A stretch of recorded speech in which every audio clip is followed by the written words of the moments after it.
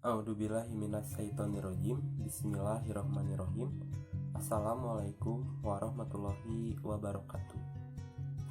Sebelumnya izin memperkenalkan, nama saya Anang Sanjaya dari kelas H1 Manajemen Sekolah Tinggi Ilmu Ekonomi STEMBI Bandung.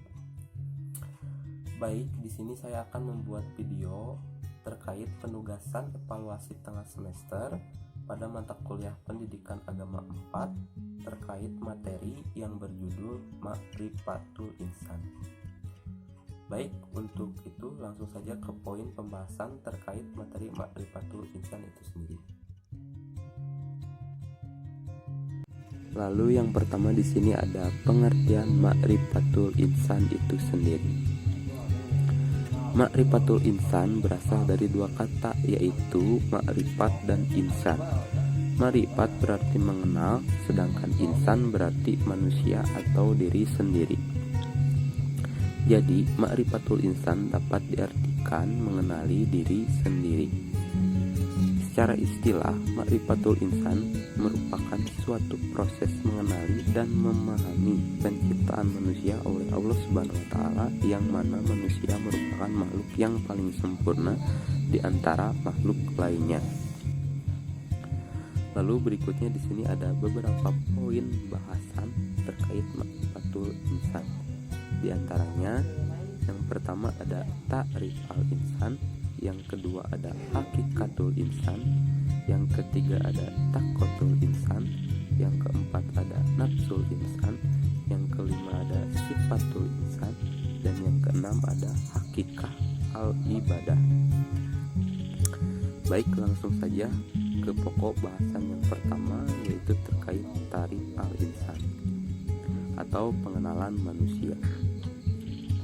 Sebagai seorang manusia, kita sudah sepantasnya memahami apa itu arti manusia yang sesungguhnya, dan mestinya kita harus mengenal diri kita sendiri. Siapa diri kita, dari mana kita berasal, apa yang sedang kita kerjakan di muka bumi ini, dan seterusnya. Dengan begitu, kita dapat memposisikan diri sebagai seorang manusia yang sempurna. Lalu di sini ada beberapa poin-poin bahasan dalam ta'rif al-insan itu sendiri.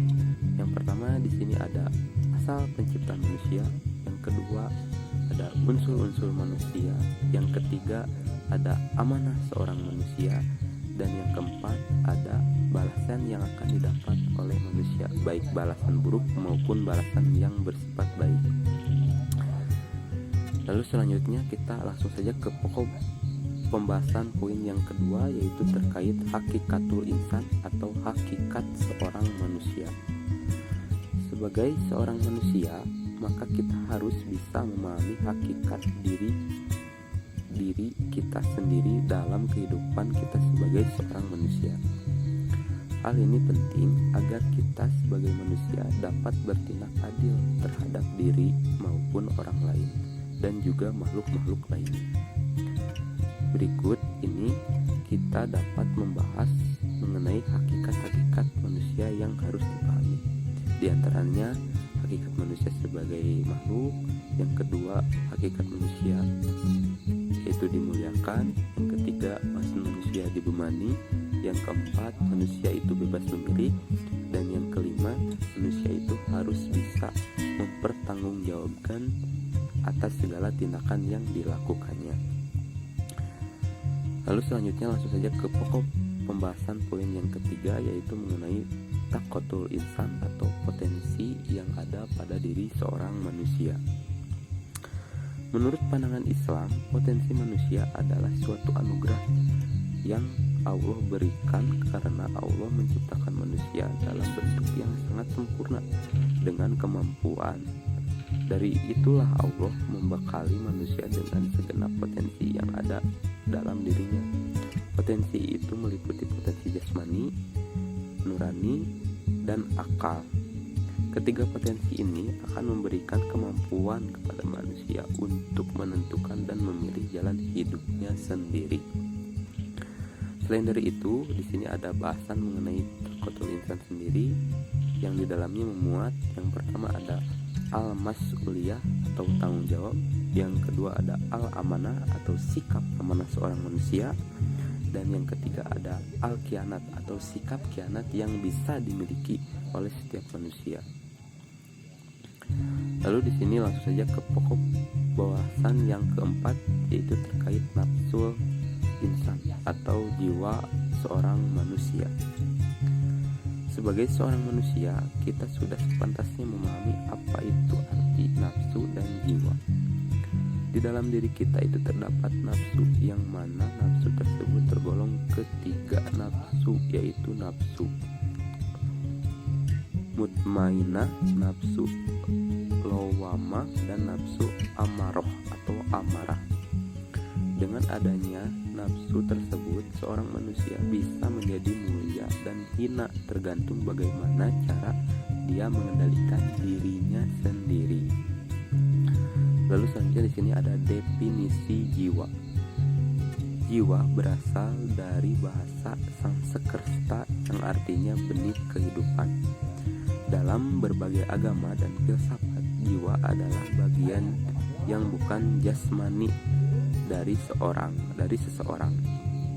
Biasanya jiwa dipercaya mencakup pikiran dan kepribadian dan sinonim dengan roh, akal, atau awak diri. Dari berbagai definisi di atas dapat disimpulkan bahwa nafsu dan jiwa dalam pandangan Islam adalah diri manusia itu sendiri, nyawa yang menyebabkan adanya kehidupan, sifat yang mendorong manusia untuk melakukan suatu perbuatan, dan perasaan pada diri manusia. Lalu selanjutnya ke pokok pembahasan poin yang kelima, yaitu terkait dengan sifatul insan atau sifat-sifat yang ada pada diri seorang manusia. Manusia adalah makhluk hidup yang terbentuk dari banyak sifat yang membentuknya. Secara umum, sifat manusia terbagi dalam dua kelompok besar, yaitu sifat kebaikan dan sifat keburukan. Kedua sifat ini selalu menyertai manusia dalam kehidupan manusia, yang akan membawa manusia ke dalam kebenaran ataupun kesesatan, kebahagiaan atau kesedihan. Sifat manusia sangat ditentukan oleh intensitas dan efektivitas usahanya dalam melakukan tazkiyatun nafs. Mengapa? Karena tidak dapat dipungkiri bahwa manusia diciptakan dengan membawa dua potensi yang berseberangan. Allah telah mengilhamkannya ke dalam jiwanya, yaitu fujur atau dosa dan ketakwaan. Dalam dua jalan tersebut tentunya tidak terlepas dari jalan kebaikan dan keburukan yang pastinya akan berakhir pada kesuksesan atau kerugian atau juga kegagalan. Semoga dari sifat-sifat yang timbul selalu berorientasi kepada pensucian jiwa. Oleh karena itu, manusia dituntut untuk bisa mensucikan jiwanya, karena dengan kesucian jiwanya manusia akan mencapai kepada kesuksesan dunia maupun kesuksesan akhirat. Lalu di sini langsung saja ke pokok pembahasan poin yang terakhir, yaitu terkait hakikat al-ibadah atau hakikat ibadah. Dalam syariat Islam, ibadah mempunyai dua unsur, yaitu ketundukan dan kecintaan yang paling dalam kepada Allah Subhanahu wa Ta'ala. Unsur tertinggi adalah ketundukan, sedangkan kecintaan merupakan implementasi dari ibadah tersebut. Di samping itu, ibadah juga mengandung unsur kehinaan, yaitu kehinaan yang paling rendah di hadapan Allah Subhanahu wa Ta'ala. Pada mulanya, ibadah merupakan hubungan hati yang dicintai, menuangkan isi hati, kemudian tenggelam dan merasakan keasyikan. Akhirnya sampai kepada puncak kecintaan kepada Allah Subhanahu wa Ta'ala. Orang yang tunduk kepada orang lain serta mempunyai unsur kebencian tidak dinamakan abid atau orang yang beribadah. Begitu juga orang yang cinta kepada sesuatu tetapi tidak tunduk kepada Allah Subhanahu wa Ta'ala, seperti orang yang mencintai anaknya atau temannya. Kecintaan yang sempurna adalah kepada Allah Subhanahu wa Ta'ala. setiap kecintaan yang bersifat sempurna terhadap selain Allah Subhanahu wa taala adalah bersifat batil. Baik, mungkin itu saja yang bisa saya sampaikan terkait materi Ma'rifatul Insan. Untuk kurang lebihnya mohon dimaafkan karena saya juga masih dalam proses belajar.